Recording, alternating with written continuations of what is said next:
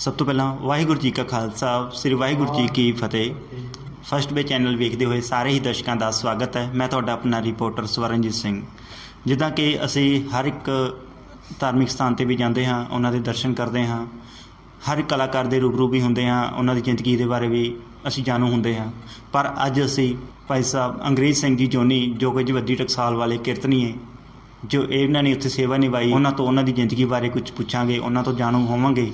ਸੋ ਆਪਾਂ ਉਹਨਾਂ ਨਾਲ ਸਾਂਝ ਪਾਉਂਦੇ ਹੋਏ ਜੀ ਬਾਬਾ ਜੀ, ਸਭ ਤੋਂ ਪਹਿਲਾਂ ਵਾਹਿਗੁਰੂ ਜੀ ਕਾ ਖਾਲਸਾ ਵਾਹਿਗੁਰੂ ਜੀ ਕੀ ਫਤਿਹ। ਸੋ ਹਾਂਜੀ ਬਾਬਾ ਜੀ, ਜਿੱਦਾਂ ਕਿ ਤੁਸੀਂ ਜਵੱਦੀ ਟਕਸਾਲ ਦੇ ਵਿੱਚ ਸਮਾਂ ਆਪਣਾ ਜਿਹੜਾ ਬਿਤਾਇਆ ਵਾ, ਕੀਰਤਨੀ ਲੈਣ ਦੇ ਵਿੱਚ ਤੁਸੀਂ ਕਦੋਂ ਤੋਂ ਔਰ ਕਿਵੇਂ ਪਏ? ਮੈਂ ਜੀ ਬਚਪਨ ਵਿੱਚ ਆਪਣੇ ਸਾਹਨੇਵਾਲ ਡੇਲੋ ਰੋਡ ਗੁਰਦੁਆਰਾ ਗੁਰੂ ਗੋਬਿੰਦ ਸਿੰਘ ਮਾਰਗ 'ਤੇ, ਜੋ ਕਿ ਬਚਪਨ ਵਿੱਚ ਦਰਸ਼ਨ ਕਰਨ ਗੁਰਦੁਆਰਾ ਸਾਹਿਬ ਜਾਇਆ ਕਰਦੇ ਸੀ ਬੱਚਿਆਂ ਵਾਂਗੂ। ਅਤੇ ਉੱਥੇ ਭਾਈ ਦਰਸ਼ਨ ਸਿੰਘ ਜੀ ਰਾਜਪੁਰੇ ਵਾਲੇ ਉਸ ਟਾਈਮ 'ਤੇ ਡਿਊਟੀ ਕਰਦੇ ਸੀ। ਗ੍ਰੰਥੀ ਸਿੰਘ ਜੀ ਉਹ ਕੀਰਤਨ ਵੀ ਕਰਿਆ ਕਰਦੇ ਸੀ, ਅਤੇ ਉਹਨਾਂ ਨੂੰ ਦੇਖ ਕੇ ਮੇਰੇ ਮਨ ਦੇ ਵਿੱਚ ਬੜਾ ਚਾਅ ਉੱਠਿਆ ਕਿ ਮੈਂ ਵੀ ਕਦੇ ਗੁਰੂ ਸਾਹਿਬ ਦੇ ਕੀਰਤਨੀਆ ਸਿੰਘ ਬਣਾ, ਕੀਰਤਨ ਸਿੱਖਾਂ। ਅਤੇ ਉਹਨਾਂ ਨੇ ਕਦੇ ਕਦੇ ਮੈਨੂੰ ਕੀਰਤਨ ਦੇ ਉੱਤੇ ਲਾਉਣਾ, ਅਤੇ ਮੈਂ ਇੱਕ ਦੋ ਸ਼ਬਦ ਜਿਹੜੇ ਸਿੱਖੇ ਸੀ ਅਤੇ ਉਹੀ ਮੈਂ ਸ਼ਬਦ ਵਾਰ-ਵਾਰ ਗਾਉਂਦਾ ਰਹਿੰਦਾ ਸੀ। ਅਤੇ ਮਨ ਵਿੱਚ ਇਹ ਹੁੰਦਾ ਸੀ ਕਿ ਮੈਂ ਅੱਗੇ ਵੀ ਕੁਛ ਸਿੱਖਾਂ। ਉਸ ਤੋਂ ਉਪਰੰਤ ਮੈਂ ਰਾਮਪੁਰ ਬੁੰਗਾ ਸਾਹਿਬ ਸੰਤ ਬਾਬਾ ਗੁਰਮੇਲ ਸਿੰਘ ਦੀ ਸੰਗਤ ਕੀਤੀ, ਉੱਥੋਂ ਮੈਂ ਮੁੱਢਲੀ ਵਿੱਦਿਆ ਪ੍ਰਾਪਤ ਕੀਤੀ। ਉਸ ਤੋਂ ਉਪਰੰਤ ਫਿਰ ਮੈਂ ਕੁਝ ਸਮਾਂ ਜਵੱਦੀ ਟਕਸਾਲ ਦੇ ਵਿੱਚ ਵੀ ਰਹਿ ਕੇ ਕੀਰਤਨ ਦੀ ਦਾਤ ਪ੍ਰਾਪਤ ਕੀਤੀ ਜੀ। ਸੋ ਬਾਬਾ, ਜਿੱਦਾਂ ਤੁਸੀਂ ਸਾਨੂੰ ਦੱਸਿਆ ਆਪਣੀ ਜ਼ਿੰਦਗੀ ਬਾਰੇ ਪਹਿਲੂ ਬਾਰੇ, ਕਿ ਤੁਸੀਂ ਇਸ ਜਗ੍ਹਾ 'ਤੇ ਯਾਨੀ ਕਿ ਤੁਸੀਂ ਸਿੱਖਿਆ ਪ੍ਰਾਪਤ ਕੀਤੀ, ਇਸ ਤਰੀਕੇ ਨਾਲ ਤੁਸੀਂ ਭਾਵੁਕ ਹੋਏ ਹੋ ਕਿ ਮੈਂ ਇਸ ਲਾਈਨ ਦੇ ਵਿੱਚ ਆਉਣਾ ਚਾਹਿਆ। ਕਿ ਅਗਰ ਅਸੀਂ ਅੱਜ ਦੇ ਸਮੇਂ ਦੀ ਗੱਲ ਕਰੀਏ, ਕੁਛ ਇੱਦਾਂ ਦੇ ਜਿਹੜੇ ਲੋਕ ਨੇ ਮਤਲਬ ਹੋਰ ਚੀਜ਼ਾਂ ਵੱਲ ਰੁਝਾਨ ਵੱਧਦਾ ਦਾ, ਤੁਹਾਨੂੰ ਕੀ ਲੱਗਿਆ ਕਿ ਵੀ ਮਤਲਬ ਇਸ ਚੀਜ਼ ਵੱਲ ਰੁਝਾਨ ਮਤਲਬ ਜਿਹੜਾ ਤੁਸੀਂ ਸਿੱਖਣਾ ਚਾਹਿਆ? ਦੇਖੋ ਜੀ, ਗੁਰਮਤਿ ਦੀ ਦਾਤ ਬੜੀ ਔਖੀ ਪ੍ਰਾਪਤ ਹੁੰਦੀ ਹੈ, ਅਤੇ ਜਿਹੜੀ ਗੁਰੂ ਦੀ ਸੰਗਤ ਹੈ ਵੀ ਕਰਮਾਂ ਨਾਲ ਪ੍ਰਾਪਤ ਹੁੰਦੀ ਹੈ। ਅਤੇ ਜਦੋਂ ਦਾ ਮੈਂ ਇਸ ਪਾਸੇ ਜੁੜਿਆ ਅਤੇ ਮੇਰਾ ਜੀਵਨ ਦੇ ਵਿੱਚ ਬਹੁਤ ਬਦਲਾਵ ਆਇਆ। ਭਾਵੇਂ ਕਿ ਮੇਰੇ ਹੋਰ ਜਾਂ ਪਰਿਵਾਰ ਵਿੱਚ ਜਾਂ ਕੋਈ ਰਿਸ਼ਤੇਦਾਰ ਦੇ ਵਿੱਚ ਇਸ ਪਾਸੇ ਕੋਈ ਜ਼ਿਆਦਾ ਨਹੀਂ ਜੁੜੇ ਹੋਏ, ਪਰ ਗੁਰੂ ਦੀ ਕਿਰਪਾ ਜਦੋਂ ਦਾ ਇਸ ਪਾਸੇ ਲੱਗਿਆ ਅਤੇ ਮਹਾਰਾਜ ਦੀ ਕਿਰਪਾ ਸਰਕਾਰ ਜੀਵਨ ਚੜ੍ਹਦੀ ਕਲਾ ਵਾਲਾ ਹੋਇਆ ਹੈ। ਅਤੇ ਮੈਂ ਚਾਹੁੰਦਾ ਹਾਂ ਕਿ ਅੱਗੇ ਵੀ ਮੇਰਾ ਜਿਹੜਾ ਜੀਵਨ ਹੈ ਗੁਰੂ ਚਰਨਾਂ ਦੇ ਵਿੱਚ ਹੀ ਬਤੀਤ ਹੋਵੇ। ਕਿੰਨਾ ਚਿਰ ਤੋਂ ਬਾਬਾ ਜੀ ਤੁਸੀਂ ਮਤਲਬ ਇਸ ਚੀਜ਼ ਲਈ ਜੁੜੇ ਹੋ? ਮੈਂ ਤਕਰੀਬਨ 2005 ਦੇ ਵਿੱਚ ਇਸ ਲਾਈਨ ਦੇ ਵਿੱਚ ਆਇਆ ਸੀ। ਕੁਝ ਸਮਾਂ ਮੈਂ ਇਹ ਲਾਈਨ ਨੂੰ ਛੱਡ ਕੇ ਦੁਕਾਨਦਾਰੀਆਂ ਵੀ ਕੀਤੀਆਂ। ਉਸ ਤੋਂ ਉਪਰੰਤ ਦੁਬਾਰਾ ਮੈਂ 2012-13 ਦੇ ਵਿੱਚ ਫਿਰ ਇਸ ਪਾਸੇ ਮਹਾਰਾਜ ਦੀ ਕਿਰਪਾ ਕਰਕੇ ਜੁੜੇ ਹਾਂ ਜੀ। ਬਾਬਾ ਜੀ, ਕਿ ਜਿੱਥੇ ਚੀਜ਼ ਆਪਾਂ ਪੁੱਛਣੀ ਚਾਹਾਂਗੇ ਕਿ ਜਿੱਦਾਂ ਕਿ ਸਾਡੇ ਫੈਮਿਲੀ ਦੇ ਵਿੱਚ ਹੁੰਦੇ ਨੇ ਵੀ ਅਸੀਂ ਉਹਨਾਂ ਵੱਲ ਦੇਖ ਕੇ ਸਾਨੂੰ ਥੋੜ੍ਹਾ ਜਿਹਾ ਹੋਰ ਹੁੰਦਾ ਵਾ, ਮਤਲਬ ਅਸੀਂ ਇਹਨੂੰ ਇਸ ਲਾਈਨ ਦੇ ਵਿੱਚ ਪੈਣਾ ਜਾਂ ਇਹ ਚੀਜ਼ ਸਿੱਖਣੀ ਆ। ਤੁਹਾਨੂੰ ਕੀ ਲੱਗਿਆ ਵੀ ਪਰਿਵਾਰ ਦੇ ਵਿੱਚ ਜਿਹੜੇ ਤੁਹਾਡੇ ਕਿੰਨੇ ਕੁ ਮੈਂਬਰ ਨੇ ਜਿਹੜੇ, ਜਾਂ ਉਹਨਾਂ ਵੱਲ ਵੀ ਤੁਹਾਡਾ ਰੁਝਾਨ ਰਿਹਾ ਕਿ ਉਹ ਮਤਲਬ ਸਿੱਖਣਾ ਚਾਹਿਆ ਤੁਸੀਂ ਉਹਨਾਂ ਨੂੰ ਦੇਖ ਕੇ? ਮੇਰੇ ਨਾਨਕਿਆਂ ਦੇ ਵਿੱਚੋਂ ਮੇਰੇ ਮਾਮਾ ਜੀ, ਮੇਰੇ ਮਾਮੇ ਦੇ ਬੇਟੇ ਇਸ ਲਾਈਨ ਦੇ ਵਿੱਚ ਹਨ, ਅਤੇ ਉਹਨਾਂ ਦੇ ਕੋਲੋਂ ਵੀ ਮੈਂ ਕੁਝ ਸਮਾਂ ਵਿੱਦਿਆ ਪ੍ਰਾਪਤ ਕੀਤੀ। ਅਤੇ ਉਹਨਾਂ ਨੂੰ ਦੇਖ ਕੇ ਵੀ ਕਾਫੀ ਮਨ ਦੇ ਵਿੱਚ ਚਾਅ ਆਇਆ ਕਿ ਮੈਂ ਇਸ ਲਾਈਨ ਵਿੱਚ ਜੁੜਿਆ ਰਹਾਂ। ਅਤੇ ਮੇਰੇ ਮਾਮਾ ਜੀ ਦੇ ਲੜਕੇ ਕੁਝ ਸ਼੍ਰੋਮਣੀ ਕਮੇਟੀ ਵੀ ਢਾਡੀ ਵੀ ਹਨ ਅਤੇ ਕੀਰਤਨੀਏ ਵੀ ਹਨ, ਉਹਨਾਂ ਦਾ ਜੀਵਨ ਵੀ ਚੜ੍ਹਦੀ ਕਲਾ ਦੇ ਵਿੱਚ ਹੈ ਜੀ। ਜਿੱਦਾਂ ਬਾਬਾ ਜੀ ਤੁਸੀਂ ਸਾਨੂੰ ਆਪਣੀ ਜ਼ਿੰਦਗੀ ਬਾਰੇ ਦੱਸਿਆ, ਹਰ ਪਰਿਵਾਰ ਬਾਰੇ ਦੱਸਿਆ ਕਿ ਮਤਲਬ ਤੁਸੀਂ ਇਸ ਚੀਜ਼ ਤੋਂ ਸਿੱਖਣਾ ਚਾਹਿਆ, ਇਸ ਗੁਰਮਤਿ ਦੀ ਲਾਈਨ ਦੇ ਵਿੱਚ ਪਏ ਹੋ, ਗੁਰਮਤਿ ਨਾਲ ਪ੍ਰਭੂ ਪਰਮਾਤਮਾ ਨਾਲ ਤੁਸੀਂ ਸਾਂਝ ਪਾਈ, ਹਰ ਇੱਕ ਚੀਜ਼ ਤੁਸੀਂ ਇੰਨੇ ਵਧੀਆ ਕੀਰਤਨ ਮਤਲਬ ਤੁਸੀਂ ਕਰਦੇ ਹੋ। ਸੋ ਜਿੱਦਾਂ ਕਿ ਅਸੀਂ ਇੱਕ ਚੀਜ਼ ਜਾਣਨੀ ਚਾਹਾਂਗੇ ਕਿ ਤੁਸੀਂ ਜਵੱਦੀ ਟਕਸਾਲ ਦੇ ਵਿੱਚ ਜਿੱਦਾਂ ਕਿ ਤੁਸੀਂ ਕੀਰਤਨ ਕੀਤਾ, ਕਿੰਨਾ ਚਿਰ ਉੱਥੇ ਤੁਸੀਂ ਰਹੇ ਹੋ ਔਰ ਕਿੰਨਾ ਚਿਰ ਤੁਸੀਂ ਕੀਰਤਨ ਜਿਹੜਾ ਤੁਸੀਂ ਕਰਕੇ ਆਏ? ਦੇਖੋ ਜੀ, ਜਵੱਦੀ ਟਕਸਾਲ ਦੇ ਵਿੱਚ ਮੈਂ ਕੋਈ ਜ਼ਿਆਦਾ ਸਮਾਂ ਨਹੀਂ ਰਿਹਾ, ਜੋ ਸੱਚਾਈ ਹੈ। ਜਦੋਂ ਤਕਰੀਬਨ ਮੈਂ 1.5 ਸਾਲ ਮੈਨੂੰ ਹੋਇਆ ਸੀ ਜਵੱਦੀ ਟਕਸਾਲ, ਉਸ ਤੋਂ ਉਪਰੰਤ ਫਿਰ ਗੁਰਦੁਆਰਾ ਰੇਰੂ ਸਾਹਿਬ ਵਿਖੇ ਜੋ ਮੇਰਾ ਆਉਣਾ ਹੋਇਆ, ਰੇਰੂ ਸਾਹਿਬ ਦੇ ਵੱਲੋਂ ਮੈਨੂੰ ਜੋ ਹੁਕਮ ਲਾਇਆ ਗਿਆ ਸੇਵਾ ਦਾ ਕੁਝ ਸਮੇਂ ਵਾਸਤੇ, ਫਿਰ ਉੱਥੇ ਹੀ ਜੋ ਅੰਜਲ ਦੀ ਖੇਡ ਹੈ ਰੇਰੂ ਸਾਹਿਬ, ਤਕਰੀਬਨ ਮੈਂ 1.5 ਸਾਲ ਸੇਵਾ ਕੀਤੀ। ਉਸ ਤੋਂ ਉਪਰੰਤ ਫਿਰ ਮੈਂ ਸਾਹਨੇਵਾਲ ਡੇਲੋ ਰੋਡ ਗੁਰਦੁਆਰਾ ਸਾਹਿਬ ਗੁਰੂ ਗੋਬਿੰਦ ਸਿੰਘ ਮਾਰਗ ਵਿਖੇ 7 ਸਾਲ ਤਕਰੀਬਨ ਉੱਥੇ ਸੇਵਾ ਨਿਭਾਈ, ਗ੍ਰੰਥੀ ਸਿੰਘ ਨਾਲ ਕੀਰਤਨੀ ਦੀ ਸੇਵਾ। ਉਸ ਤੋਂ ਉਪਰੰਤ ਮੈਂ ਕੁਝ ਵਿਦੇਸ਼ ਯਾਤਰਾ ਵਾਸਤੇ ਦਿੱਲੀ ਵਿੱਚ ਗਿਆ, 1.5 ਸਾਲ ਦੀ ਤਕਰੀਬਨ ਉੱਥੇ ਮੈਂ ਲਾ ਕੇ ਆਇਆ। ਅਤੇ ਇਸ ਤਰ੍ਹਾਂ ਜੋ ਅੱਗੇ ਜਿਹੜਾ ਜੀਵਨ ਵਧਿਆ ਹੈ। ਅਤੇ ਇਸ ਟਾਈਮ ਮੈਂ ਪਿੰਡ ਭਾਗਪੁਰ ਵਿੱਚ ਜੋ ਡਿਊਟੀ ਕਰ ਰਿਹਾ ਬਤੌਰ ਗ੍ਰੰਥੀ ਸਿੰਘ ਔਰ ਕੀਰਤਨੀਏ ਦੇ ਜੀ। ਕਹਿਣ ਦਾ ਭਾਵ ਮਤਲਬ ਤੁਸੀਂ ਹਰ ਇੱਕ ਜਗ੍ਹਾ ਜਾ ਕੇ ਮਤਲਬ ਗੁਰੂ ਸਾਹਿਬ ਦੀ ਸੇਵਾ ਕੀਤੀ ਔਰ ਆਪਣੀ ਸੇਵਾ ਨੂੰ ਜਿਹੜਾ ਕਿ ਤੁਸੀਂ ਅਰਪਿਤ ਕੀਤਾ, ਆਪਣੇ ਆਪ ਨੂੰ ਸਮਰਪਿਤ ਕੀਤਾ ਉਸ ਗੁਰੂ ਦੇ ਚਰਨਾਂ ਦੇ ਵਿੱਚ। ਸੋ ਜਿੱਦਾਂ ਕਿ ਅਗਰ ਅੱਜ ਦੇ ਸਮੇਂ ਦੀ ਗੱਲ ਕਰੀਏ ਕਿ ਜਿੱਦਾਂ ਕਿ ਕੋਵਿਡ-19 ਦਾ ਸਮਾਂ ਚੱਲ ਰਿਹਾ, ਪਿਛਲੇ 2 ਸਾਲਾਂ ਤੋਂ ਤਕਰੀਬਨ ਬਹੁਤ ਸਾਰੇ ਇਸ ਤਰ੍ਹਾਂ ਦੀਆਂ ਘਟਨਾਵਾਂ ਸਾਹਮਣਾ ਕਰਨਾ ਪੈ ਰਿਹਾ। ਸੋ ਅਸੀਂ ਜਾਣਨਾ ਚਾਹਾਂਗੇ ਕਿ ਤੁਹਾਡੀ ਜਿਹੜੀ ਜੀਵਨ ਆ, ਜ਼ਿੰਦਗੀ ਕਿਸ ਤਰ੍ਹਾਂ ਦੀ ਰਹੀ ਹੈ ਇਸ ਕੋਵਿਡ-19 ਦੇ ਵਿੱਚ, ਕਿ ਜੋ ਤੁਸੀਂ ਸੇਵਾ ਨਿਭਾਈ ਆ, ਕਿਸ ਤਰੀਕੇ ਨਾਲ ਤੁਸੀਂ ਇਹਨੂੰ ਦੇਖਿਆ? ਸੋ ਆਪਾਂ ਸਾਰੇ ਜਾਣਦੇ ਹਾਂ ਕਿ ਜਿਹੜਾ ਕਰੋਨਾ ਵਾਇਰਸ ਦਾ ਜੋ ਸਮਾਂ ਚੱਲਿਆ, ਤਾਂ ਪਿਛਲੇ ਸਾਲ ਜੋ ਕਿ ਬੜਾ ਹੀ ਭਿਆਨਕ ਸਮਾਂ ਸੀ ਤੇ ਲੋਕਡਾਊਨ ਵੀ ਹੋਇਆ ਤੇ ਕਈ ਮੇਰੇ ਨਾਲ ਦੇ ਐਸੇ ਰਾਗੀ ਸਿੰਘ ਕੀਰਤਨੀਏ ਜੋ ਗ੍ਰੰਥੀ ਸਿੰਘ ਸੀ, ਮੈਂ ਕਹਿੰਦਾ ਕਿ ਇਸ ਲੈਣ ਤੋਂ ਦੂਰ ਹੋ ਚੁੱਕੇ ਸੀ, ਕਿਉਂਕਿ ਕੁਝ ਮਜਬੂਰੀਆਂ ਸੀ, ਕੁਝ ਆਪਾਂ ਕਹਿ ਸਕਦੇ ਹਾਂ ਕਿ ਸ਼੍ਰੋਮਣੀ ਗੁਰਦੁਆਰਾ ਪ੍ਰਬੰਧਕ ਕਮੇਟੀ ਦੀਆਂ ਜ਼ਿੰਮੇਵਾਰੀਆਂ ਸੀ ਜੋ ਕਿ ਪੂਰੀਆਂ ਉਸ ਸਮੇਂ 'ਤੇ ਨਹੀਂ ਨਿਭਾਈਆਂ ਗਈਆਂ। ਕਿਉਂਕਿ ਅੱਜ ਕੱਲ੍ਹ ਜੋ ਗ੍ਰੰਥੀ ਸਿੰਘਾਂ ਦਾ ਜਿਹੜਾ ਜੀਵਨ ਹੈ ਭਾਈ ਸਾਹਿਬ ਜੀ, ਤੁਸੀਂ ਜਾਣਦੇ ਹੋ ਕਿ ਸਮਾਂ ਐਸਾ ਹੈ ਕਿ ਕੋਈ ਵੀ ਗ੍ਰੰਥੀ ਸਿੰਘ ਜੇ ਕੋਈ ਡਿਊਟੀ ਕਰਨ ਜਾਂਦਾ ਹੈ, ਆਪਾਂ ਜਿਹੜੇ ਚੰਗੇ ਗ੍ਰੰਥੀ ਸਿੰਘ ਹਨ ਉਹ 4-4 5-5 ਸਾਲ ਰਹਿ ਕੇ ਕਿਸੇ ਸੰਸਥਾ ਦੇ ਵਿੱਚ, ਵਿਦਿਆਲੇ ਵਿੱਚ, ਟਕਸਾਲ ਵਿੱਚ ਰਹਿ ਕੇ ਜਦੋਂ ਵਿੱਦਿਆ ਪ੍ਰਾਪਤ ਕਰਦੇ ਆ, ਕੋਈ 5 ਸਾਲ ਰਹਿੰਦਾ, ਕੋਈ 6 ਸਾਲ, ਕੋਈ 7 ਸਾਲ, ਕਿਵੇਂ ਵੀ ਹੈਗਾ, ਗੁਣੀਜਨ ਬਣ ਕੇ ਨਿਕਲਦੇ ਆ। ਜਿਨ੍ਹਾਂ ਦੀ ਡਿਊਟੀ ਤਾਂ ਕਿਤੇ ਵਧੀਆ ਸਥਾਨ 'ਤੇ ਲੱਗ ਗਈ, ਉਹਨਾਂ ਦਾ ਜੀਵਨ ਵੱਖਰਾ ਹੈ।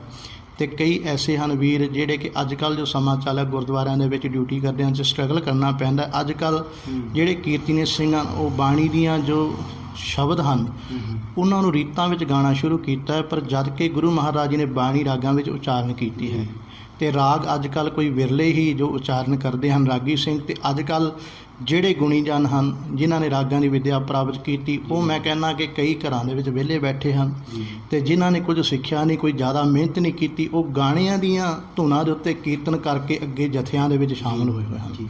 ਸੋ ਇਸ ਗੱਲ ਦਾ ਮੈਨੂੰ ਬੜਾ ਦੁੱਖ ਲੱਗਿਆ। ਅਤੇ ਲੋਕਡਾਊਨ ਦੇ ਵਿੱਚ, ਕਰੋਨਾ ਵਾਇਰਸ ਦੇ ਸਮੇਂ ਦੇ ਵਿੱਚ ਕਈ ਐਸੇ ਮੇਰੇ ਨਾਲ ਦੇ ਜੋ ਸਿੰਘ ਸਨ ਜਿਨ੍ਹਾਂ ਦੇ ਕੋਲ ਕਾਫੀ ਗੁਣ ਸੀ, ਪਰ ਮਜਬੂਰੀ ਵੱਸ ਹੋ ਕੇ ਉਹ ਇਸ ਲੈਣ ਤੋਂ ਪਿੱਛੇ ਹੋ ਗਏ। ਕਿਉਂਕਿ ਅੱਜ ਕੱਲ੍ਹ ਜੋ ਸਮਾਂ ਹੈ ਗੁਰਦੁਆਰਿਆਂ ਦੇ ਵਿੱਚ ਜੇ ਦੇਖਿਆ ਜਾਵੇ ਤਕਰੀਬਨ 5000 ਤੋਂ 7000 ਰੁਪਈਆ ਗ੍ਰੰਥੀ ਸਿੰਘ ਨੂੰ ਜੋ ਸੇਵਾ ਦਿੰਦੇ ਹਨ, ਤਕਰੀਬਨ 7 ਤੋਂ ਜਾਂ 8000 ਦੇ ਵਿੱਚ ਜੋ ਸੇਵਾ ਦਿੰਦੇ ਹਨ। ਅਤੇ ਇਸ ਤੋਂ ਜ਼ਿਆਦਾ ਕੋਈ ਮੈਂ ਕਿਤੇ ਨਹੀਂ ਦੇਖਿਆ। ਅਤੇ ਕੋਈ ਅਸਥਾਨ ਹਨ ਜਿੱਥੇ ਇਸ ਗੱਲ ਦੀ ਸੋਝੀ ਰੱਖਦੇ ਹਨ ਕਮੇਟੀ ਮੈਂਬਰ ਸਾਹਿਬਾਨ ਕਿ ਗ੍ਰੰਥੀ ਸਿੰਘ ਦੀ ਜੋ ਭੇਟਾ ਹੈ, ਜੋ ਉਹਦਾ ਤਨਖਾਹ ਬਣਦੀ ਹੈ 12000 ਦੇ ਕਰੀਬ ਹੋਣੀ ਚਾਹੀਦੀ ਹੈ। ਮੈਂ ਇੱਥੇ ਤੁਹਾਨੂੰ ਪੁੱਛਣਾ ਚਾਹਾਂਗਾ, ਜਿੱਦਾਂ ਕਿ ਤੁਸੀਂ ਦੱਸਿਆ ਕਿ ਕੋਵਿਡ-19 ਦੇ ਵਿੱਚ ਤੁਹਾਡੇ ਬਹੁਤ ਜਿਹੜੇ ਜਾਣਕਾਰ ਨੇ ਜਿਹੜੇ ਕਿ ਇਸ ਸੇਵਾ ਨੂੰ ਛੱਡ ਕੇ ਚਲੇ ਗਏ ਨੇ, ਕੀ ਕਾਰਨ ਹੋ ਸਕਦਾ ਕਿ ਮਤਲਬ ਜਿਹੜੇ ਉਹ ਗਏ ਨੇ, ਕਿਉਂ ਮਤਲਬ ਇਸ ਗੁਰਮਤਿ ਵਾਲੇ ਨੂੰ ਛੱਡ ਕੇ ਕਿਸੇ ਹੋਰ? ਸੋ ਮੈਂ ਪਹਿਲਾਂ ਹੀ ਬੇਨਤੀ ਕੀਤੀ, ਇਹ ਸਮਾਂ ਐਸਾ ਸੀ ਕਿ ਇਤਿਹਾਸਕ ਗੁਰਦੁਆਰੇ ਸਾਹਿਬਾਨਾਂ ਦੇ ਵਿੱਚ ਵੀ ਗੁਰਦੁਆਰੇ ਸਾਹਿਬ ਕਮੇਟੀ ਮੈਂਬਰਾਂ ਨੇ ਜਾਂ ਕਹਿ ਲਓ ਕਿ ਸੰਗਤ ਨੇ ਅਖੰਡ ਪਾਠ ਕਰਵਾਉਣੇ ਵੀ ਬੰਦ ਕਰ ਦਿੱਤੇ, ਪਾਠ ਕਰਵਾਉਣੇ ਵੀ ਬੰਦ ਕਰ ਦਿੱਤੇ। ਅਤੇ ਕੋਈ ਸਮਾਂ ਐਸਾ ਵੀ ਸੀ ਗੁਰਦੁਆਰੇ ਸਾਹਿਬਾਨ ਵੀ ਜੋ ਕਿ ਬਾਹਰਲੇ ਸਪੀਕਰ ਬੰਦ ਕਰ ਦਿੱਤੇ ਗਏ ਸੀ, ਕੇਵਲ ਅੰਦਰ ਅਲਾਉਡ ਸੀਗਾ ਸਪੀਕਰ, ਅਤੇ ਸੰਗਤ ਨੂੰ ਵੀ ਰੋਕਿਆ ਗਿਆ ਸੀਗਾ ਵੀ ਭਾਈ ਆਪਣੇ ਘਰਾਂ ਦੇ ਵਿੱਚ ਰਹਿ ਕੇ ਪਾਠ ਕਰੋ। ਅਤੇ ਜਿਹੜੇ ਵਿਚਾਰੇ ਗ੍ਰੰਥੀ ਸਿੰਘ ਸਨ ਉਹ ਕਿੱਥੇ ਜਾਣ, ਨਾ ਤਾਂ ਉਹ ਪਾਠ ਕਰ ਸਕਦੇ ਸੀ, ਨਾ ਕਿਸੇ ਪਾਸੇ ਸਹਿਜ ਪਾਠ, ਨਾ ਕੀਰਤਨ ਦੇ ਪ੍ਰੋਗਰਾਮ, ਅਤੇ ਉਹਨਾਂ ਦਾ ਜੀਵਨ ਜਿਨ੍ਹਾਂ ਨੂੰ ਆਉਂਦਾ ਹੀ ਇਹ ਕੁਛ ਹੈ ਉਹ ਵਿਚਾਰੇ ਕਿੱਥੇ ਜਾਣ। ਅਤੇ ਮੇਰੇ ਨਾਲ ਦੇ ਕਈ ਐਸੇ ਸਿੰਘ ਹਨ ਜਿਨ੍ਹਾਂ ਨੇ ਉਸ ਸਮੇਂ ਦੇ ਵਿੱਚ ਰੇਹੜੀਆਂ ਲਾਈਆਂ, ਜੋ ਰੇਹੜੀਆਂ ਲਾ ਕੇ ਵੀ ਆਪਣਾ ਗੁਜ਼ਾਰਾ ਕੀਤਾ। ਕਿਸੇ ਨੇ ਬਰਗਰ ਲਾਣੇ ਸ਼ੁਰੂ ਕਰ ਦਿੱਤੇ, ਕਿਸੇ ਨੇ ਕੁਝ। ਅਤੇ ਮੈਂ ਉਹ ਸਮਾਂ ਦੇਖ ਕੇ ਮੇਰੇ ਮਨ ਨੂੰ ਬੜਾ ਠੇਸ ਲੱਗੀ ਵੀ ਇਹ ਕੁਝ ਹੋਣਾ ਨਹੀਂ ਸੀ ਚਾਹੀਦਾ। ਜਿੱਦਾਂ ਕਿ ਤੁਸੀਂ ਹੁਣ ਦੱਸ ਰਹੇ ਹੋ ਕਿ ਸਾਨੂੰ ਆਪਣੀ ਜ਼ਿੰਦਗੀ ਦੇ ਬਾਰੇ ਜਿਹੜੀਆਂ ਕਠਿਨਾਈਆਂ ਦਾ ਸਾਹਮਣਾ ਕਰਨਾ ਪਿਆ ਤੁਹਾਨੂੰ ਕੋਵਿਡ-19 ਦੇ ਵਿੱਚ, ਅਗਰ ਇਸ ਚੀਜ਼ ਦੀ ਗੱਲ ਕਰੀਏ ਜਿਹੜੀ ਕਿ ਮਤਲਬ ਤੁਸੀਂ ਕਿਸ ਚੀਜ਼ ਨੂੰ ਜ਼ਿੰਮੇਵਾਰ ਠਹਿਰਾਓਗੇ ਕਿ ਕੌਣ ਇਸ ਚੀਜ਼ ਦਾ ਜ਼ਿੰਮੇਵਾਰ ਹੋਵੇਗਾ? ਦੇਖੋ ਜੀ, ਇਸ ਚੀਜ਼ ਦਾ ਜ਼ਿੰਮੇਵਾਰ ਮੈਂ ਕਹਿੰਦਾ ਵੀ ਸ਼੍ਰੋਮਣੀ ਕਮੇਟੀ ਗੁਰਦੁਆਰਾ ਪ੍ਰਬੰਧਕ ਕਮੇਟੀ ਨੂੰ ਉਪਰਾਲੇ ਕਰਨੇ ਚਾਹੀਦੇ ਸਨ। ਅਤੇ ਕਿਤੇ ਨਾ ਕਿਤੇ ਸਾਡੇ ਜਿਹੜੇ ਰਾਗੀ ਸਿੰਘ ਹਨ, ਸੋ ਕੋਈ ਸੁਣਦੇ ਹੋਣਗੇ, ਭਾਵੇਂ ਮੇਰੀ ਗੱਲ ਦਾ ਕਿਸੇ ਨੂੰ ਗੁੱਸਾ ਵੀ ਲੱਗੇ, ਜਾਂ ਰਾਗੀ ਸਿੰਘ ਹਨ ਜਾਂ ਗ੍ਰੰਥੀ ਸਿੰਘ ਹਨ, ਜਿੱਥੇ ਕਿਤੇ ਜਾ ਕੇ ਡਿਊਟੀ ਕਰਨੀ ਹੁੰਦੀ ਹੈ, ਪਹਿਲੀ ਗੱਲ ਤਾਂ ਪ੍ਰਬੰਧਕ ਕਮੇਟੀਆਂ ਆ ਕੇ ਇਹ ਕਹਿੰਦੀਆਂ ਜਾਂ ਕਿਸੇ ਕੋਲ ਡਿਊਟੀ ਕਰਨ ਲਾ ਜਾਓ, ਸਾਨੂੰ ਤਾਂ ਜੀ 5-4 ਹਜ਼ਾਰ ਵਾਲਾ ਗ੍ਰੰਥੀ ਸਿੰਘ ਚਾਹੀਦਾ। ਪਾਠ ਭਾਵੇਂ ਆਉਂਦਾ ਹੋਵੇ ਜਾਂ ਨਾ ਆਉਂਦਾ ਹੋਵੇ, ਕਮੇਟੀਆਂ ਦਾ ਕੰਮ ਕੀ ਹੈ, ਗ੍ਰੰਥੀ ਸਿੰਘ ਰੱਖ ਲੈਣਾ, ਇਹ ਨਹੀਂ ਦੇਖਣਾ ਵੀ ਉਹਦੇ ਵਿੱਚ ਗੁਣ ਕਿੰਨਾ ਹੈ ਕਿੰਨਾ ਨਹੀਂ, ਨਾ ਹੀ ਉਹਦਾ ਕੋਈ ਇੰਟਰਵਿਊ ਲਿਆ ਜਾਂਦਾ ਹੈ, ਨਾ ਕੁਝ ਦੇਖਿਆ ਜਾਂਦਾ ਹੈ। ਅਤੇ ਗ੍ਰੰਥੀ ਸਿੰਘ ਰੱਖ ਲਿਆ ਜਾਂਦਾ ਹੈ 5-4 ਹਜ਼ਾਰ ਦੀ ਤਨਖਾਹ ਦੇ ਵਿੱਚ। ਉਹ ਗ੍ਰੰਥੀ ਸਿੰਘ ਨੇ ਕਦੀ 5 ਗ੍ਰੰਥੀ ਪੋਥੀ ਨਹੀਂ ਪੜ੍ਹੀ ਹੁੰਦੀ, 22-12 ਪੋਥੀ ਨਹੀਂ ਪੜ੍ਹੀ ਹੁੰਦੀ, ਨਾ ਕੋਈ ਸੰਥਿਆ ਵੀ ਨਹੀਂ ਕੀਤੀ ਹੁੰਦੀ, ਕੇਵਲ ਸਵੇਰ ਸ਼ਾਮ ਦੀ ਬਾਣੀ ਸਿੱਖ ਕੇ ਕਈ ਗ੍ਰੰਥੀ ਸਿੰਘ ਲੱਗੇ ਹੋਏ ਹਨ। ਅਤੇ ਜਿਨ੍ਹਾਂ ਕੋਲ ਗੁਣ ਹੈ ਉਹਨਾਂ ਦਾ ਅੱਗਾ ਮਾਰਨ ਵਾਸਤੇ ਜਿਹੜੇ ਆਮ ਪਿੰਡਾਂ ਦੇ ਵਿੱਚ ਜਿਹੜੇ ਕਹਿੰਦੇ ਹਨ ਜੀ ਸਾਨੂੰ ਤਾਂ ਜੀ 5000 ਦੇ ਦਿਓ ਅਸੀਂ ਰਹਿ ਜਾਵਾਂਗੇ, ਸਾਨੂੰ 4000 'ਤੇ ਰੱਖ ਲਓ, ਅਸੀਂ ਡਿਊਟੀ ਕਰਨ ਨੂੰ ਤਿਆਰ ਹਾਂ। ਅਤੇ ਕਮੇਟੀਆਂ ਨੂੰ ਵੀ ਇਹ ਹੁੰਦਾ ਹੈ ਕਿ ਅਸੀਂ ਇਹੋ ਜਿਹੇ ਗ੍ਰੰਥੀ ਸਿੰਘ ਰੱਖੀਏ ਜਿਨ੍ਹਾਂ ਨੂੰ ਭੇਟਾ ਘੱਟ ਦੇਣੀ ਪਵੇ। ਅਤੇ ਉਸੇ ਕਰਕੇ ਕਈ ਵਾਰੀ ਜਿਹੜੇ ਚੰਗੇ ਗੁਣੀ ਗ੍ਰੰਥੀ ਸਿੰਘ ਹਨ ਜਾਂ ਕੀਰਤਨੀਏ ਸਿੰਘ ਹਨ ਉਹ ਵਿਚਾਰੇ ਘਰਾਂ ਵਿੱਚ ਵਿਹਲੇ ਬੈਠੇ ਰਹਿ ਚੁੱਕੇ ਹਨ। ਮਤਲਬ ਕੀ ਕਹਿਣਾ ਚਾਹੋਗੇ ਕਿ ਜਿਹੜਾ ਕਿ ਤੁਸੀਂ ਕਹਿ ਰਹੇ ਹੋ ਕਿ ਗ੍ਰੰਥੀ ਸਿੰਘ ਦਾ ਜਿਹੜਾ ਜੀਵਨ ਅੱਜ ਦਾ ਫਿਰ ਕਿੱਦਾਂ ਦਾ ਜੀਵਨ ਹੈ ਜਿਹੜਾ ਕਿ ਉਹਨਾਂ ਨੂੰ ਵੀ ਤੁਸੀਂ ਕਿਸ ਨਜ਼ਰੀਏ ਨਾਲ ਦੇਖਦੇ ਹੋ ਕਿ ਕਿਸ ਤਰ੍ਹਾਂ ਦਾ ਹੋਣਾ ਚਾਹੀਦਾ? ਸੋ ਜੀਵਨ ਗ੍ਰੰਥੀ ਸਿੰਘਾਂ ਦਾ ਵਧੀਆ ਹੋਣਾ ਚਾਹੀਦਾ। ਮੈਂ ਕਹਿੰਦਾ ਕਿ ਗੁਰੂ ਘਰ ਦਾ ਇੱਕ ਸੇਵਾਦਾਰ ਹੋਵੇ, ਗ੍ਰੰਥੀ ਸਿੰਘ ਹੋਵੇ, ਉਹ ਘਰ ਦੇ ਵਿੱਚ ਮੰਗ ਕੇ ਖਾਂਦਾ ਫਿਰਦਾ ਹੋਵੇ, ਡਾਲੀਆਂ ਕਰਦਾ ਫਿਰਦਾ ਹੋਵੇ, ਇਹ ਕੋਈ ਬਹੁਤੀ ਚੰਗੀ ਗੱਲ ਨਹੀਂ ਹੈ। ਜੀ ਇੱਕ ਆਪਾਂ ਉਹਨੂੰ ਭੇਟਾ ਨਹੀਂ ਦੇਣੀ ਚੰਗੀ ਤਰ੍ਹਾਂ, ਇੱਕ ਉਹਦਾ ਜੀਵਨ ਵੀ ਇੱਕ ਮੰਗਤਿਆਂ ਵਾਲਾ ਬਣਾ ਦੇਣਾ, ਇਹ ਬਹੁਤ ਮਾੜੀ ਗੱਲ ਹੈ। ਮੈਂ ਚਾਹੁੰਦਾ ਕਿ ਗ੍ਰੰਥੀ ਸਿੰਘ ਦਾ ਜੀਵਨ ਹੈ ਜਿਹੜਾ ਚੰਗਾ, ਉੱਚੀ ਚੜ੍ਹਦੀ ਕਲਾ ਦੇ ਵਿੱਚ ਹੋਣਾ ਚਾਹੀਦਾ ਹੈ। ਤੋ ਜਿੱਦਾਂ ਬਾਬਾ ਜੀ ਤੁਸੀਂ ਸਾਨੂੰ ਹਰ ਇੱਕ ਚੀਜ਼ ਬਾਰੇ ਦੱਸਿਆ ਕਿ ਆਪਣੀ ਗੱਲ ਕਰਵਾਈ, ਸੋ ਅਸੀਂ ਜਿੱਦਾਂ ਤੁਸੀਂ ਜਵੱਦੀ ਟਕਸਾਲ ਦੇ ਵਿੱਚ ਕੀਰਤਨੀਆਂ ਦਾ ਵੀ ਮਤਲਬ ਤੁਸੀਂ ਆਪਣਾ ਸੇਵਾ ਨਿਭਾਈ ਆ, ਉੱਥੇ ਤੁਸੀਂ ਕਾਫੀ ਰਾਗਾਂ ਬਾਰੇ ਤੁਸੀਂ ਜਾਣੂ ਹੋਏ ਹੋ, ਹੈ ਨਾ। ਸੋ ਤੁਸੀਂ ਕਿਹੜਾ ਐਸਾ ਰਾਗ ਆ ਜਿਹੜਾ ਕਿ ਤੁਹਾਨੂੰ ਜਿਹੜਾ ਚੰਗਾ ਲੱਗਿਆ? ਸੋ ਅਸੀਂ ਜ਼ਰੂਰ ਸੰਗਤਾਂ ਨੂੰ ਜਿਹੜਾ ਤੁਸੀਂ 1-2 ਰਾਗ ਬਾਰੇ ਜ਼ਰੂਰ ਤੁਸੀਂ ਉਸ ਚੀਜ਼ ਦਾ ਚਾਨਣਾ ਪਾਓ। ਮੈਂ ਜੀ ਰਾਗ ਵਿਦਿਆ ਜੋ ਪ੍ਰਾਪਤ ਕੀਤੀ ਹੈ, ਸਭ ਤੋਂ ਜ਼ਿਆਦਾ ਮੇਰੇ ਮਨ ਨੂੰ ਜੋ ਭਾਉਂਦਾ ਮਲਾਰ ਰਾਗ ਹੈ, ਜੀ ਜੋ ਕਿ ਸਾਵਣ ਮਹੀਨੇ ਵਿੱਚ ਜ਼ਿਆਦਾਤਰ ਪੜ੍ਹਿਆ ਜਾਂਦਾ ਹੈ। ਉਹ ਮੈਂ 2 ਪੰਕਤੀਆਂ ਤੁਹਾਡੇ ਨਾਲ ਆਪਾਂ ਜ਼ਰੂਰ ਸਾਂਝੀਆਂ ਕਰਾਂਗੇ।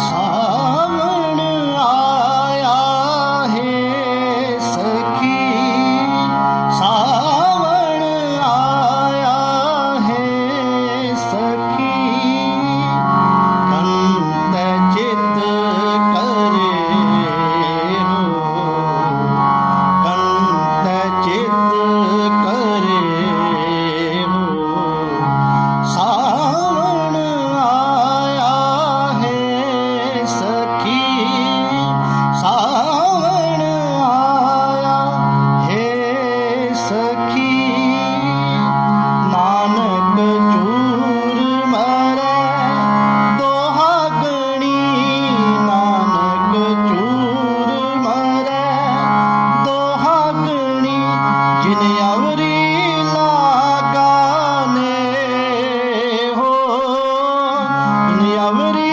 ਲਾਗਾ ਨੇ ਹੋ, ਅਵਰੀ ਲਾਗਾ ਨੇ ਹੋ, ਸਾਵਣ ਆਇਆ ਹੈ ਸਖੀ, ਸਾਵਣ ਆਇਆ ਹੈ ਸਖੀ। ਸੋ ਬਹੁਤ ਖੂਬ ਆਪ ਜੀ ਨੇ ਜਿਹੜਾ ਕੀਰਤਨ ਦੀ ਸਾਂਝ ਪਾਈ, ਆਪਣੇ ਸੰਗਤਾਂ ਨੂੰ ਸੁਣਾ ਕੇ ਨਿਹਾਲ ਕੀਤਾ। ਸੋ ਅਸੀਂ ਬਾਬਾ ਜੀ ਇੱਕ ਚੀਜ਼ ਹੋਰ ਜਾਣਨੀ ਚਾਹਾਂਗੇ ਕਿ ਜਿਸ ਤਰ੍ਹਾਂ ਕਿ ਤੁਸੀਂ ਇਸ ਚੀਜ਼ ਨੂੰ ਸਿੱਖਿਆ ਕਿ ਜਿੱਦਾਂ ਆਪਾਂ ਪਹਿਲਾਂ ਗੱਲ ਵੀ ਸ਼ਾਇਦ ਤੁਸੀਂ ਕੀਤੀ ਸੀਗੀ ਕਿ ਮਤਲਬ ਬਾਹਰ ਦਿੱਲੀ ਵੀ ਤੁਸੀਂ ਜਾ ਕੇ ਆਏ ਹੋ, ਹੋਰ ਇਸ ਤੋਂ ਇਲਾਵਾ ਤੁਸੀਂ ਕਿਹੜੀ ਟੂਰ ਦੇਸ਼ਾਂ ਦੇ ਵੀ ਸ਼ਾਇਦ ਪੁੱਛਣਾ ਚਾਹਾਂਗੇ ਕਿ ਤੁਸੀਂ ਕੀਤੇ, ਜਾਂ ਮਤਲਬ ਉੱਥੇ ਜਾ ਕੇ ਵੀ ਤੁਹਾਨੂੰ ਜਾਣ ਦਾ ਮੌਕਾ ਬਣ ਪਾਇਆ ਜਾਂ ਨਹੀਂ ਬਣ ਪਾਇਆ, ਕੀ ਕਹਿਣਾ ਚਾਹੋਗੇ ਇਸ ਬਾਰੇ? ਹਾਂਜੀ, ਕੈਨੇਡਾ ਬਾਰੇ ਸਾਡੀ ਵਿਚਾਰ ਸੀ, ਤੋਂ ਵਿੱਚ ਕੁਝ ਕਰੋਨਾ ਵਾਇਰਸ ਕਰਕੇ ਜੋ ਫਲਾਈਟਾਂ ਰੁਕ ਗਈਆਂ ਸੀ, ਅਤੇ ਕੋਈ ਨਹੀਂ, ਅੱਗੇ ਜਿੱਦਾਂ ਗੁਰੂ ਮਹਾਰਾਜ ਦੀ ਰਜ਼ਾ ਹੋਈ ਅਤੇ ਵਿਦੇਸ਼ ਦੀ ਧਰਤੀ ਉੱਤੇ ਵੀ ਮਹਾਰਾਜ ਕਿਰਪਾ ਕਰਨਗੇ। ਜਿੱਦਾਂ ਕਿ ਬਾਬਾ ਜੀ ਆਪਾਂ ਤੁਹਾਡੇ ਹਰ ਇੱਕ ਪਹਿਲੂ ਬਾਰੇ ਜਾਣਿਆ, ਤੁਹਾਡੀ ਜ਼ਿੰਦਗੀ ਬਾਰੇ ਤੁਸੀਂ ਕਿੱਦਾਂ ਸਿੱਖਿਆ, ਕਿਸ ਤਰੀਕੇ ਨਾਲ ਇਸ ਮਤਲਬ ਤੁਸੀਂ ਧਾਰਮਿਕ ਬਲ ਜਿਹੜਾ ਤੁਹਾਡਾ ਮੁੱਖ ਹੋਇਆ, ਹੈ ਨਾ। ਸੋ ਤੁਸੀਂ ਇੱਕ ਪ੍ਰਚਾਰਕ, ਜਿੱਦਾਂ ਕਿ ਆਪਣੇ ਗ੍ਰੰਥੀ ਸਾਹਿਬ ਜਿਹੜੇ ਪ੍ਰਚਾਰਕ ਕਰਦੇ ਨੇ, ਅਸੀਂ ਉਹ ਚਾਹਾਂਗੇ ਕਿ ਕਿਸ ਤਰ੍ਹਾਂ ਦਾ ਜਿਹੜੇ ਪ੍ਰਚਾਰਕ ਹੋਣਾ ਚਾਹੀਦਾ ਵਾ, ਕੀ ਧਿਆਨ ਆ ਤੁਹਾਡੇ ਇਸ ਬਾਰੇ? ਦੇਖੋ ਜੀ, ਪ੍ਰਚਾਰਕ ਗੁਰੂ ਮਹਾਰਾਜ ਦਾ ਐਸਾ ਹੋਣਾ ਚਾਹੀਦਾ ਜਿਹੜਾ ਗੁਰੂ ਦਾ ਪ੍ਰਚਾਰ ਕਰੇ। ਪਰ ਅੱਜ ਕੱਲ੍ਹ ਦੇਖੋ ਕੀ ਹੁੰਦਾ ਕਿ ਮੈਂ ਤੁਹਾਨੂੰ ਪਹਿਲਾਂ ਦੱਸਿਆ ਕਿ ਮੈਂ ਡਿਊਟੀਆਂ ਕੀਤੀਆਂ, ਇੱਧਰ ਘੁੰਮਿਆ, ਚਲੋ ਪਤਾ ਹੁੰਦਾ ਪਿੰਡਾਂ ਦੇ ਵਿੱਚ ਕੀ ਹੁੰਦਾ ਕਿ ਜੇ ਆਪਾਂ ਕਥਾ ਕਰਨ ਲੱਗ ਜਾਈਏ ਨਾ, ਅਤੇ ਕਈ ਐਸੇ ਵਿਚਾਰ ਵਟਾਂਦਰੇ ਹੁੰਦੇ ਕਿ ਭਾਈ ਸਾਹਿਬ ਤੁਸੀਂ ਕਥਾ ਨਾ ਕਰੋ, ਕਿਉਂਕਿ ਜਿਹੜੀ ਗੁਰੂ ਦੀ ਬਾਣੀ ਹੈ ਸਿੱਧੀ ਗੱਲ ਮੂੰਹ 'ਤੇ ਕਰਦੀ ਹੈ। ਗੁਰੂ ਮਹਾਰਾਜ ਜੀ ਕਿਸੇ ਦੇ ਵਿੱਚ ਪੱਖਪਾਤ ਨਹੀਂ ਕਰਦੇ। ਅਤੇ ਕਈ ਐਸੇ ਹਨ, ਸੁਣ ਗੰਢਣ ਗੰਢੀਆ ਲਿਖ ਪੜ੍ਹ ਬੁੱਝੈ ਭਾਰ ਤ੍ਰਿਸ਼ਨਾ ਐਨਸ ਅਗਲੀ ਹਉਮੈ ਰੋਗ ਵਿਕਾਰ।